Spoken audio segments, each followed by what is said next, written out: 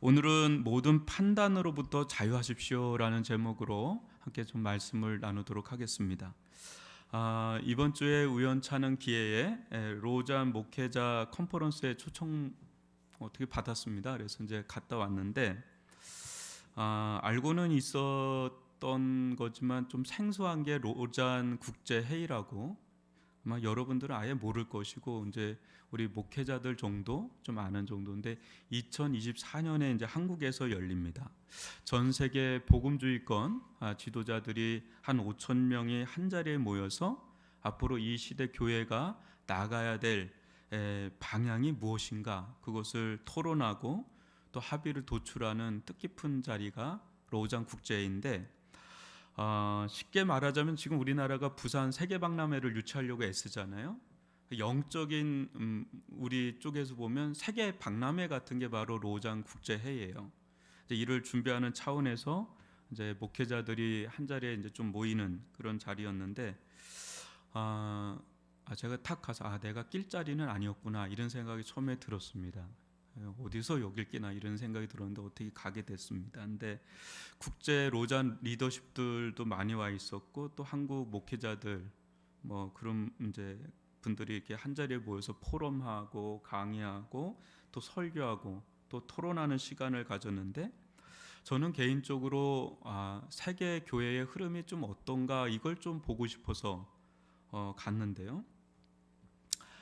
제 안에 엄청난 편견과 선입관이 있다는 걸 제가 발견하고 그게 깨지는 시간을 이렇게 좀 보냈습니다.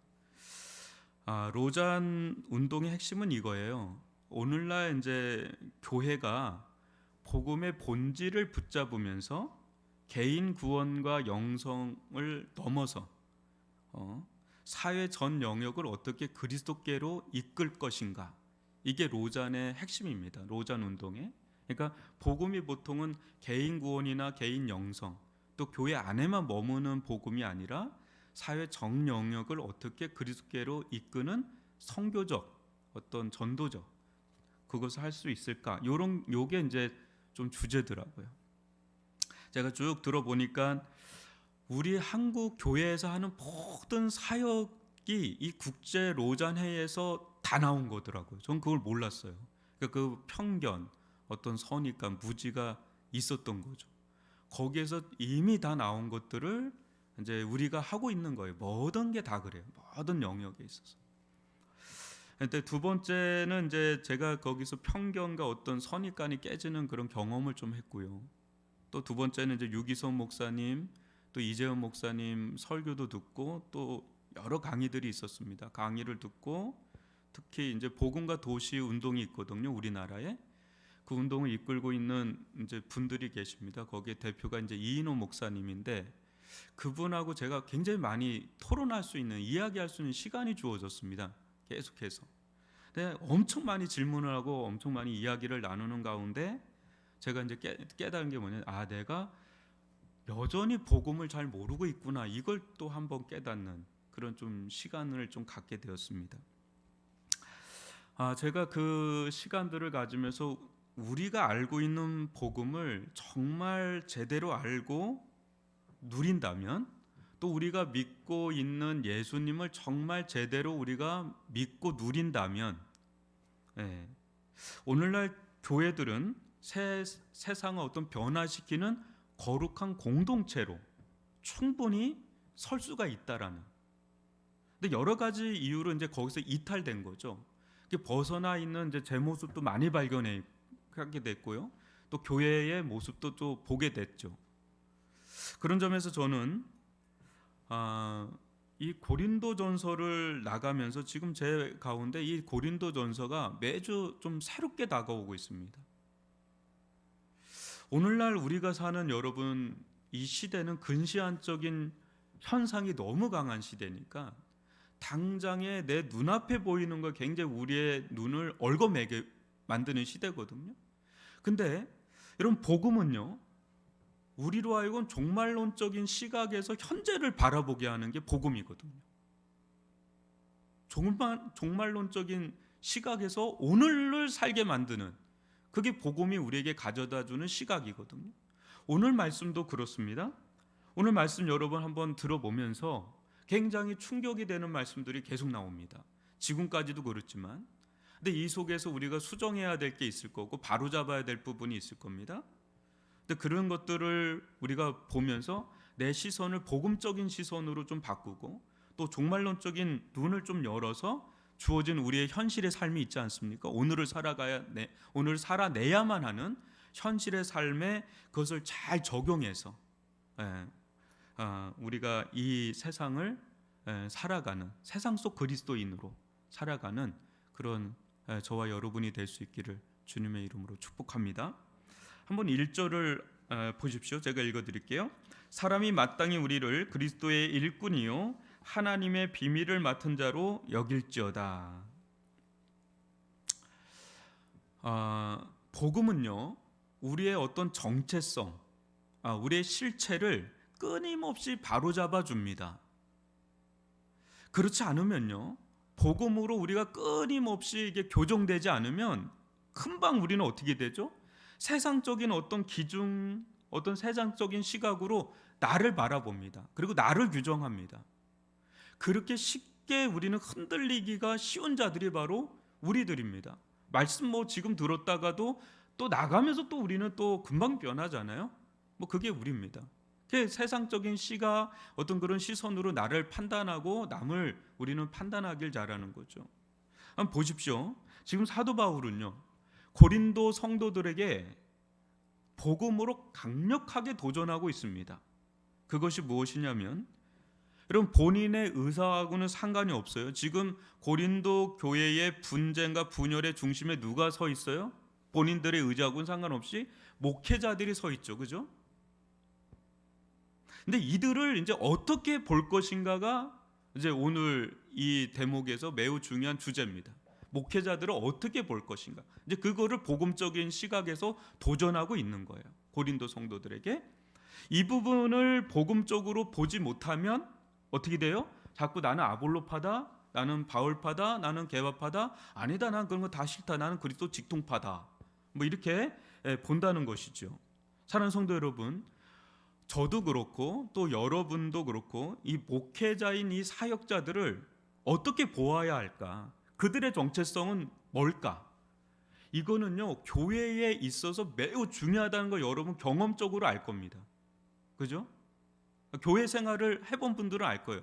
목회자들을 어떤 눈으로 보느냐는 아주 중요하다는 걸 알 겁니다. 사도 바울은 저와 같은 사역자들을 어떻게 보는 게 마땅하다 그래요? 그리스도의, 저를 보지 말고 성경을 보십시오. 그리스도의 일꾼, 또 하나님의 비밀을 맡은 청지기, 이제 맡은 자, 이렇게 나옵니다. 원어로 보면 청지기인데요, 그렇게 권면합니다. 이 말은요, 사역자들이 근본 누구에게 속한 자인가 그 정체성을 보여주는 말씀이에요. 누구에게 속했느냐? 사역자들이. 지난주 우리는 고린도전서 3장 22절 말씀 살펴봤는데 한번 이 구절 제가 읽어드릴게요. 바울이나 아볼로나 게바나 세계나 생명이나 사망이나 지금의 것이나 장래 것이나 다 누구 거라고요? 너희의 것이다.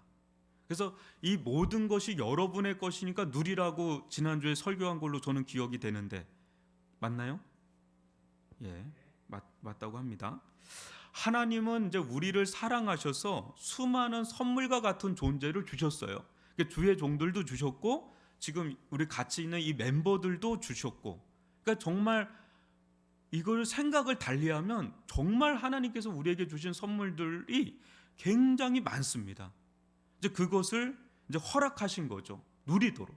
그래서 너무 감사한 일이죠. 그러나 그렇다고 해서 이 모든 것이 우리의 소유물이라는 것은 아닙니다. 진짜 우리의 소유물이라는 거 아니에요. 왜 그렇죠? 우리도 누구 거예요? 우리도 주님의 것이고 또 주님은 누구의 것이라 그랬어요?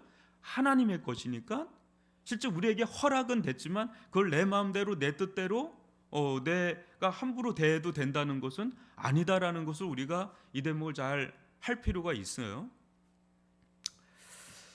그렇기 때문에 최종 주인이신 하나님을 중심으로 이 모든 주어진 것들을 이제 누릴 때 이제 그걸 우리가 참되게 누릴 수가 있는 겁니다. 중심에 누가 있어야 되는 거예요? 최종 주인이 누구예요? 하나님이니까 하나님을 중심으로 삼고 예수 그리스도를 삼고 거기에서 이제 주어진 모든 것들을 이제 우리는 누리는 거죠. 이 코어를 놓치면 안 되는 거죠. 그러나 당시 고린도 성도들은 은혜로 누려야 할 대상을 어떻게 해요? 지나치게 추종했죠. 지나치게 의존한 거죠. 그러면서 어떻게 돼요? 종속이 돼버리는 거예요. 스스로가. 바울도 너희 것이고 아볼로도 너희 것인데 나는 바울파다는 순간에 바울에게 종속되어 버리는, 그렇게 그러면서 이제 나뉘게 되는 이런 우픈 일이 일어난 거죠. 이는 여러분 한편에서는 그렇게 종속이 되는데 또 한편에서는 반동작용이 일어나는 거예요. 무슨 일이에요? 자신이 지나치게 따르는 자가 아닌 대상에 대해서는 또 어떻게 했다는 거예요? 지나칠 정도로 무시하거나 판단하고 비교하는 그런 반작용이 일어나는 거예요. 작용, 반작용처럼. 네. 그때 이들은 자신이 추종하는 그 사람도 실은 누리질 못하고 자신이 배척하는 그 종도 누리지 못하는 정말 안타까운 현실을 맞이했다는 것이 고린도 교회의 아픈 상황입니다. 그런데 이때 이들이 자기가 추종하는 목회자나 터부시하는 목회자를 보는 시선의 기준이 무엇이었느냐? 이제 이게 중요한 겁니다. 오늘 주제가. 그것은 1절에서 우리가 보는 것처럼 이들을 그리스도의 일꾼이로 또 하나님의 비밀을 맡은 자로 본 게 아니다라는 거예요. 지금 바울은 그걸 얘기하는 겁니다. 당시 고린도라는 세속 도시에서는 사람들을 평가하는 기준이 있었잖아요. 다양한 기준이 있었거든요. 능력을 중시하는 사회였습니다. 지혜를 중시하는 사회였습니다. 그게 교회 안으로도 흡수돼서 세속적인 관점으로 주의 종들을 그런 식으로 보는 거예요. 그런 어떤 자기 기호, 자기 선호, 또 어떤 세상적인 어떤 성공의 척도를 기준으로 그리스도의 종들을 보니까 거기서 어떤 일이 일어나요? 바울파가 막 일어나고, 바울을 선호하는 사람들이 일어나고, 아볼로를 선호하는 사람이 일어나고, 또 개발하는 사람, 또 뭐 이렇게 막 일어나게 되는 분열 현상이 막 일어나는 거죠. 그때 이들은 사역자가 그리스도에게 속한 자가 아니라 자기의 판단에 속한 자들로 보는 거죠. 즉 자기의 판단에 속한 자로 이게 보는 그런 우를 범하게 되는, 이건 매우 중요한 지점이죠. 이건 매우 중요한 지점입니다. 사랑하는 성도 여러분, 저와 같은 사역자들을 여러분에게 주신 것이죠. 하나님께서, 그죠? 선물로 주신 거죠. 모자르거나 그거 상관없이 일단은 주신 거예요. 그런데 그럼에도 불구하고 근본 누구에게 속한 자인가? 저와 같은 사역자들은 누구에게 속한 자예요? 우리의 고용주, 저와 같은 사역자의 고용주는 누굽니까? 여러분이 아니라는 거예요. 예, 여러분들이 공동의회에서 투표해가지고 됐지만 여러분이 아니다. 이게 굉장히 위험한 발언입니까? 누구라는 거예요? 오직 그리스도라는 겁니다. 하나님이시라는 거죠. 그리고 여러분은 어떤 정체성을 가지고 있어요? 여러분은 어떤 자예요? 사역자는 그리스도의 일꾼이고 하나님의 비밀을 맡은 자라 했는데, 여러분은 뭐라 그래? 사도 바울이 하나님의 밭이다, 하나님의 집이다 그래요. 그러니까 목회자의 사명은 뭐겠어요? 하나님의 종으로서, 그리스도의 일꾼으로서 하나님의 밭을 아름답고 풍성하게, 하나님의 집인 여러분들을 견고하게, 그렇게 세워져 가게 하는 사역을 하는 게 사명이죠. 그래서 우리 모두는 저나 여러분이나 다 그리스도의 것이고 또 하나님의 것이다. 그러니까 교회의 중심은 하나님이 중심이 되고 그리스도가 중심이 돼야 된다는 것이 이제 여기서 나오는 거죠. 그러나 여러분, 오늘날 교회에서 아주 자주 일어나는 일이 무엇입니까? 개척한 원로 목사님을 지나칠 정도로 추종하는 일들이 일어나는 건 뭐 이거는 아주 비일비재한 일이죠. 또 청빈대 후임 목사를 고용인으로 보는 그런 흐름이 한국 교회 내에 있습니다. 비일비재하게 있습니다. 제가 이렇게 얘기하는 거는 우리 교회는 그러지 않아서 제가 자유롭게 얘기하는 거예요. 왜냐하면 초창기이기 때문에. 근데 이런 교회가 되지 않아야 됩니다. 앞으로 제가 원로가 돼도 죄송합니다. 미래를 얘기하는 겁니다. 절대 그렇게 하면 안 됩니다. 그때는 이제 장로님들이 많겠죠. 장로님들이 이제 그렇게 하면 안 됩니다. 당신은 내가 고용한 사람이다. 그렇게 하면 안 된다는 거죠. 그러는 순간에 목회자의 정체성이 스크래치가 가해지고 그건 교회를 세우는 게 아니게 되는 결과론적으로. 근데 그런 일들이 너무나 자연스럽게 오늘날 우리 주변에서 일어나고 있는 건 너무 안타까운 현실이죠. 교회는 시간이 지나면서 바울 같은 개척자도 생기게 되고 아볼로 같은 후임자도 생기게 되고 또 다른 면에서는 게바와 같이요. 영향을 주는 하나님의 종들이 있습니다. 여러분도 비단 저의 설교만 듣지 않잖아요. 여러분이 또 선호하는 유튜브에 목사님들 계시죠? 아닌가요? 나는 누구누구 목사님 좋아. 그런 분들이 게바와 같은 거예요. 이렇게 영향을 주는 거죠. 우리 한국 교회에 좀 크게 쓰는 분들이 있는 거죠.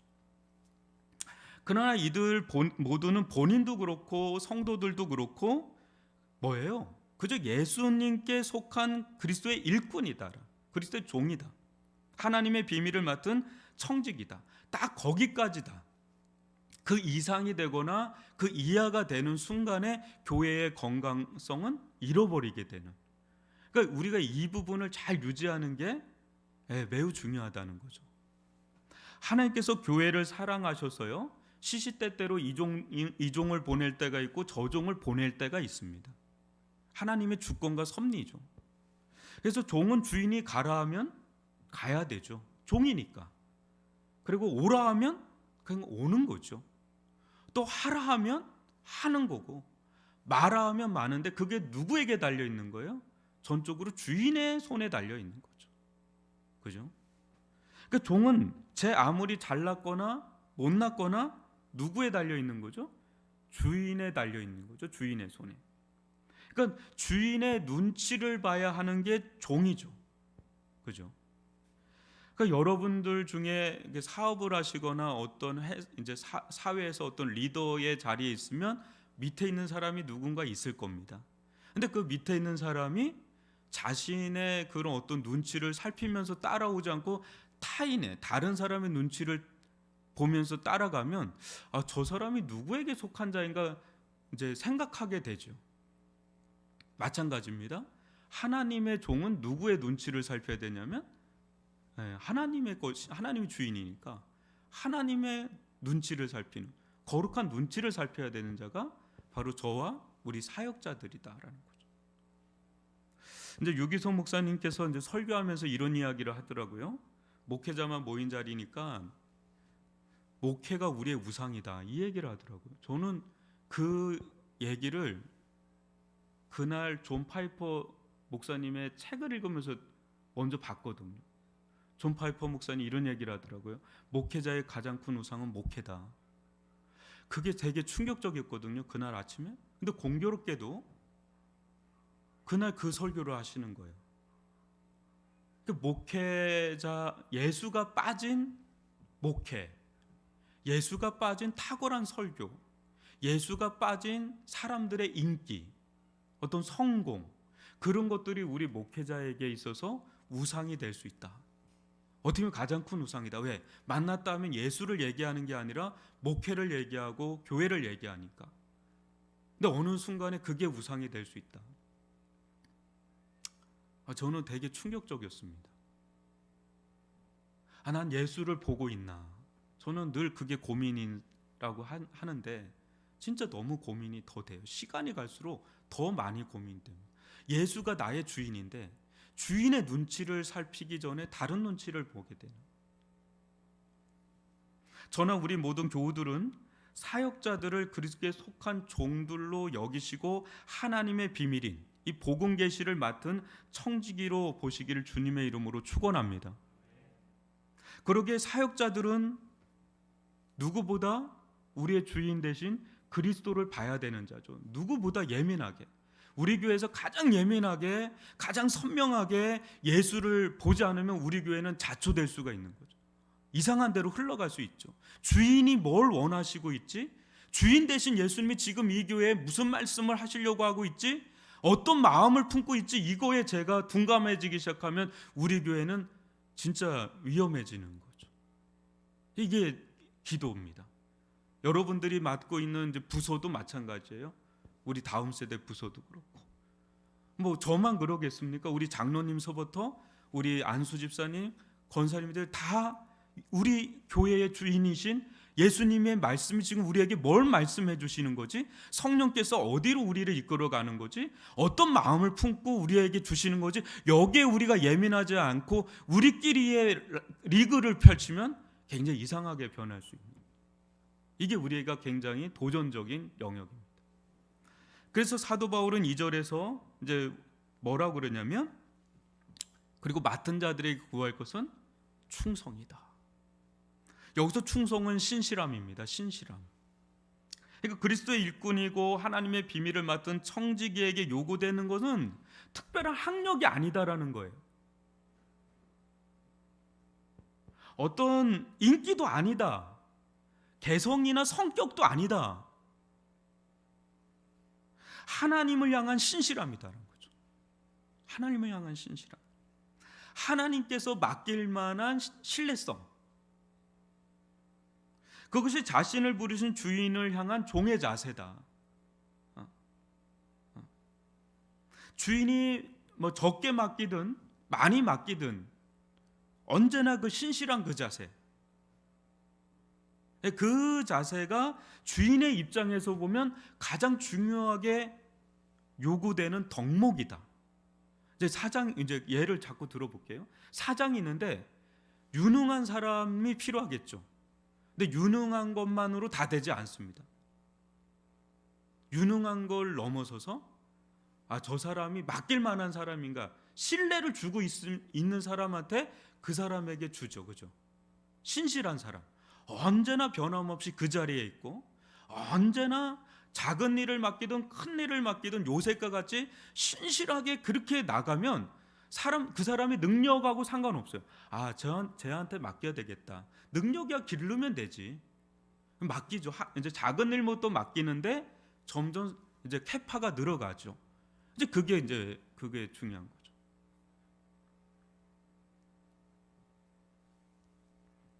이제 저에게 이제 요구되는 겁니다. 이 신실함. 어디에 신실함? 하나님의 말씀에 신실한 거죠. 하나님 말씀에 제가 얼마나 신실하게 이 부분을 감당하는가. 그런데 이제 여기서 우리는 좀 더 나가야 됩니다. 우리 공동체도 그렇고 사도 바울도 여기도 더 나가게 하는데요. 3절과 4절을 교독으로 읽어보겠습니다. 너희에게나 다른 사람에게나 판단받는 것이 내게는 매우 작은 일이라. 나도 나를 판단하지 아니하노니 내가 자책할 아무것도 깨닫지 못하나 이로 말미암아 의롭다함을 얻지 못하노라. 다만 나를 심판하실 이는 주심이라. 사도 바울은요, 지금 자신에 대해서 이러쿵저러쿵 하는 이야기가 별거 아니라고 하는 겁니다. 고린도 교회 내에서. 저는 이 말씀 보면서 어떻게 사람들의 그 판단 있잖아요, 어떻게 그게 자유로울 수 있을까, 이렇게까지. 너무 대단하더라고요. 여러분 어떻습니까? 여러분에 대해서 이러쿵저러쿵 누군가 한두 마디를 해도 여러분 반짬을 설치는 분들 좀 계실 겁니다. 좀 예민하시거나 민감하신 분들. 근데 그런 이제 캐릭터를 가진 분들에게는 사도 바울 보면 뭐 대단하지 않습니까? 나도 나를 판단 안 해. 또 남들이 판단한 거 난 그건 뭐 별거 아니라고 생각해. 여러분 굉장히 부럽고 대단하지 않습니까? 또 이런 사람들 있잖아요. 그죠? 우리 살다 보면 누가 뭐라 그래도 뭐 신경 안 쓰는 사람 보면 되게 부럽고 그렇지 않습니까? 별로 안 부러워하는 것 같은데. 이인호 목사님이 저하고 이제 식사를 하면서 그런 얘기 하더라고요. 자기는 얼마 전까지만 해도 사람들이 이게 떠나면, 너무 가까웠던 사람들이 떠나거나 또 자신에 대해서 뭔가 비판하거나 판단하는 말을 하면 거의 한 달을 소갈이라는 그런 아주 민감의 끝판왕, 그런 체질이었다 그래요. 근데 이게 이제 얼마 전부터 이제 그걸 그러니까 많이 극복이 됐다라는 얘기를 솔직하게 막 이야기를 하는데 너무 와닿습니다. 그럼 대단하잖아요, 그런 거. 그런데 지금 여러분 사도 바울의 이런 모습을 그 사람의 캐릭터 문제로, 기질 문제로 보는 게 아닙니다. 지금 사도 바울은 그런 차원에서 얘기하는 게 아니에요. 왜 이렇게 예민해? 당신은 참 대단하다. 어떻게 그거를 다 그냥 웃어 넘길 수 있어? 이렇게 받아들인 게 아니에요. 캐릭터의 문제가 아니라 지금 사도 바울은 이 부분을 매우 신학적인 자세로 접근하는 겁니다. 뭐냐면 자신에 대한 판단이 그들에게 속한 게 아니다라고 본 겁니다. 남들은 무엇이라고 해도 나만 괜찮다 하는 사람도 있잖아요. 나만 괜찮으면 돼, 그런 사람도 있잖아요. 그거마저도 사도 바울은 내려놓습니다. 그러니까 나에 대한 나의 판단도 내려놓고 타인이 나를 판단하는 그것도 다 내려놓고. 왜요? 오류가 있다는 거예요. 오해도 있고 완전하지가 않다는. 더더군다나 그 판단은 누구에게만 속한 거예요? 궁극적으로 최종 주인이신, 아까 말했죠, 최종 주인이 누구라고요?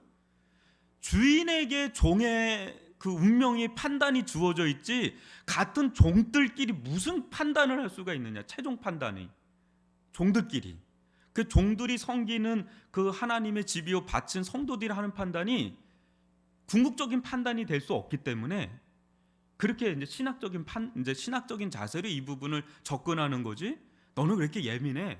너는 이렇게 대범해? 이런 차원의 접근이 아니다라는 것을 우리가 이 부분에서 알 필요가 있습니다. 그러니까 뭐예요? 사도 바울은 진짜를 보고 산 사람입니다.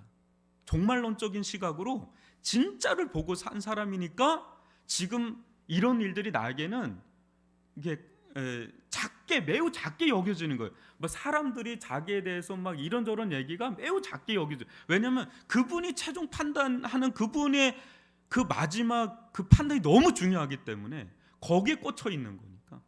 그거에 비하면 뭐 나머지 사람들이 하는 거는 뭐 별로 크게 중요하지 않다. 사랑하는 성도 여러분, 저나 우리 모두는 사람들의 어떤 시선이 있잖아요. 사람들이 나를 어떻게 보나, 판단이 있잖아요. 사람들이 나를 어떻게 대하나. 그게 굉장히 자유롭지 않습니다. 특히 우리나라는 체면 문화가 강하잖아요. 그리고 눈치 문화가 굉장히 강해요. 어릴 때부터 눈치 보면서 자랐거든요. 유교 문화가 굉장히 강하잖아요. 장유 유서 어디서 딱 이렇게 하고 막 이런 거 있지 않습니까? 비교 문화. 그렇게 비교, 누구네는 이렇다는데 막 이렇게 비교 문화. 우리나라는 그 속에서 자라서 이게 자유롭지가 않습니다. 근데 이런 예민함에서 우리 모두 자유로울 수 있기를 바랍니다. 저나 여러분 모두 타인이나 심지어 자기 자신으로부터 판단해서 자유로울 수 있기를 바랍니다. 복음 안에서 이 자유를 누릴 수 있기를 바랍니다. 오히려 하나님의 시선에 우리의 인생을 맞출 수 있기를 바랍니다. 하나님은 우리가 하나님을 향해서 그런 신실함과 순전함을 최고의 가치로 여기거든요. 막 능력 여하가 아니라 하나님을 향한 그 순전성과 신실함, 그거를 하나님은 최고의 가치 척도로 보거든요. 우리는 거기에만 충실하면 되는 거죠. 하나님에게. 사람이 나를 어떻게 볼까에 매여가지고 평생을 산다면 정말 안타까운 인생입니다. 엄마는, 아빠는 나를 어떻게 볼까? 애가. 그거보다 참 안타까운 인생이 없어요. 좀 자유해져야 되거든. 사람들이 나를 어떻게 볼까? 좀 자유로워야 됩니다. 예전에 김진호 목사님이 그 얘기한 게 기억이 나더라고요. 사모님이 옷을 좀 후줄근하게 입거나 왜 이렇게 옷을 이렇게 후줄근하게 입고 다니냐? 조금 더 갖춰서 입으면 왜 이렇게 돈을 많이 써 사치스럽게. 그러니까 그 목사님이 그 어디 장단을 맞춰야 되냐, 이런 이야기를 한 게 있습니다. 여러분, 눈치 주지 마세요. 그렇게 그 눈치나 판단이 그렇게 중요한 게 아니에요. 서로들 간에, 우리들. 여러분, 사람들의 시선이 마지막 때 우리 인생을 절대 보장해 주는 게 아닙니다. 사람들의 판단이 우리의 인생을 보장해 주는 게 아니거든요. 하나님의 시선이 우리의 인생을 결정하는 겁니다. 하나님의 판단이 우리의 인생을 최종 결정하는 거거든요. 그게 사도 바울이 이전에 얘기한 거 금과 은과 보석 같은 삶이라는 거예요. 하나님의 시선에 고정돼서 사는 거. 그 반면에 사람들의 시선에 고정돼서 그렇게 산다면 그게 나무와 풀과 집과 같은 인생이죠. 여러분, 하나님께만 고정돼 있으면 그 사람은 가장 가치 있는 인생이면서 자유로운 인생이 될 줄 믿습니다. 근데 우리들 가운데 그런 은혜, 복음이 가져다주는 자유, 또 복음이 가져다주는 가치를 가지고 우리가 살아가는 우리 위례교회 성도들 되기를 주님의 이름으로 축복합니다. 결론인데요, 마지막 5절을 같이 한번 읽어봅니다. 시작. 그러므로 때가 이르기 전 곧 주께서 오시기까지 아무것도 판단하지 말라. 그가 어둠에 감추인 것들을 드러내고 마음의 뜻을 나타내시리니 그때 각 사람에게 하나님으로부터 칭찬이 있으리라. 사랑하는 성도 여러분, 판단과 심판은 우리가 할 일이 아닙니다. 우리의 영역이 아닙니다. 세상에서도 그렇지만 특히 교회 안에서 가장 우리가 하지 말아야 할 일이 있다면 누군가를 판단하고 누군가를 심판하는 그런 자세예요. 절대로 우리에게 속한 영역이 아닙니다. 누구에게 속한 거죠? 이거는 하나님에게 속한 영역이거든요. 그러니까 그 영역을 침범하는 거는 교만인 거죠. 여러분, 우리가 개인적으로도 그렇고 파당을 지어서 누군가를 적대시하거나 누군가를 판단하고 그거는 마지막 날 우리가 하나님 심판대 앞에서 심판을 받아야 될 것들입니다. 로마서를 보면 그래요. 근데 이게 쉽지는 않거든요. 근데 그럴 때는 그냥 입을 닫아버리는 거죠. 입을 그냥 닫아버리고 그냥 하나님께 내어 맡기는 자세가 매우 중요합니다. 그게 지혜입니다. 여러분, 우리가 오류가 많은 자예요. 또 오해도 많고요. 심지어는 여러분 자신을 다 아나요? 그 메타인지라 그러잖아요. 잘 아나요? 아니에요. 나는 나도 모르는데 누구를 알겠습니까? 그러니까 이것들은 우리의 영역은 아닙니다.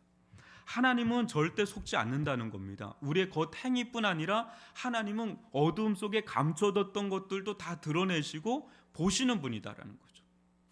그렇기 때문에 이런 것을 우리가 볼 때 구원은 절대 우리에게 있지 않아요. 이런 것들을 다 보면 결국 구원은 누구에게 있다는 거예요? 우리는 은혜가 필요한 자예요. 예수 그리스도가 아니면 우리는 소망이 없어요. 여러분, 우리 속에 있는 거 다 드러내면 우리 살 사람이 없어요. 하나님 앞에 설 사람이 없습니다. 그러니까 이런 모습들을 보면 나도 나를 판단할 수 없고요. 우쭐거릴 것도 없고 또 절망할 것도 없습니다. 또 그렇다고. 왜? 우리는 어차피 주님 앞에서 예수만이 소망입니다. 예수만이 우리의 지혜고 예수만이 우리의 의가 되고 예수만이 우리의 거룩이 됩니다. 우리를 드러낼 것도 없어요. 누가 나를 추종한다고 자랑한다는 그게 납니까? 아니에요. 내 안에 얼마나 허점이 많은데요. 또 내가 절망스럽다고 해서 내 안에 다 절망스러운 것만 있나요? 아니요. 그 사람이 보지 못하는 좋은 점들이 있어요. 그렇지만 그런 걸로 의롭다함을 받을 사람은 단 한 사람도 없어요. 우리의 의는 오직 예수 그리스도로부터 오는 줄 믿습니다. 여기서 칭찬은 영생인데 바로 이 구원은 누구로부터만 온다는 거예요? 예수로부터만 온다는 겁니다. 그래서 여러분, 그러나 우리가 예수로 말미암아 구원받는 건 분명하지만 상이 있다라는 것을 여러분이 아셔야 돼요. 그래서 금과 은과 보석 같은 인생을 산 사람이 있고 나무와 집과 풀과 같은 인생을 산 사람이 있는데 그 중심에 하나님은 뭘 보냐면 순전성과 신실함을 본다는 거예요. 사람 눈치를 봐서 11조하거나 사람 눈치 보면서 봉사하거나 사람이 나를 어떻게 보고 인정해주면 그때 가서 이런 식의 사역과 섬김과 삶이 아니라 그냥 주님을 그냥 내 혼자 순전하게 바라보고 주님과의 관계 안에서 오는 신실함의 태도를 가지고 자세를 가지고 그분을 바라보면서 사는 거예요. 그분의 눈치를 보면서 하는 그런 삶이 금과 은과 보석 같은 삶이고 그것이 나중에 하나님 심판이 불이 임해도 남는 공적이 돼버린다는 거죠. 아멘이십니까?